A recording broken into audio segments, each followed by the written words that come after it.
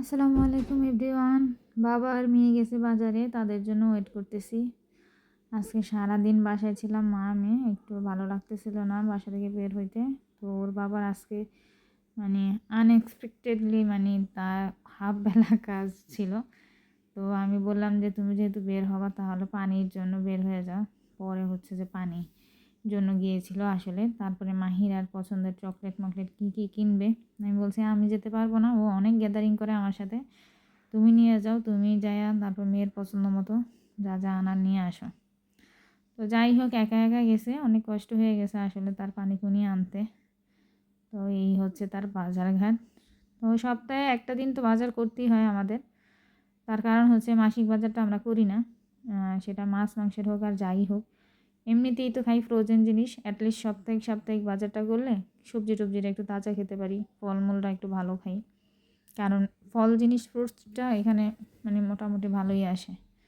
তো আমার মেয়ে অনেক বায়না করে একটা তরমুজ নিয়ে আসছে। আমার হাজব্যান্ড বলতেছে তরমুজটা আমার একটুও পছন্দ হয়নি, তখন আনতে চায় না। তখন মেয়ে বলতেছে যে আমি খাবো, আমি পছন্দ করি, তার জন্য তুমি নিতেছো না।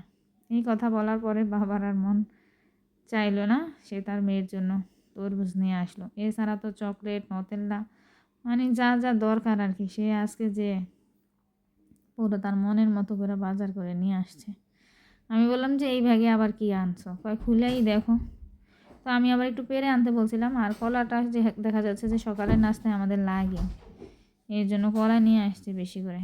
এখন হাসতেছে, আমাকে বলতেছে, আর আমি হাসতেছি যে আমার জন্য তো কিছুই না, সব তো আনছো মেয়ের জন্য, তা আমার কি দোষ এখানে। তো মাহিরা আসলে অনেক বায়না করতেছিল যে খাবে। তো মাহিরার বাবা আবার বলতেছিল যে মাহিরারগুলো তুমি বাদ দিয়ে নিও।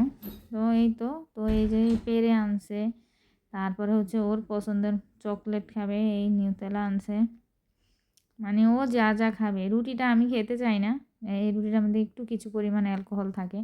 এখন বাবা মেয়ে এটা খায়, তারা ওর বাবা বলতেছে না খেয়ে তুমি কী করবে, এই যে চকলেট নিয়ে আসছে এক বক্স প্রায় 2.5-3 ইউরোর মতো। তো এই হচ্ছে আর কি অবস্থা আমার বাসার।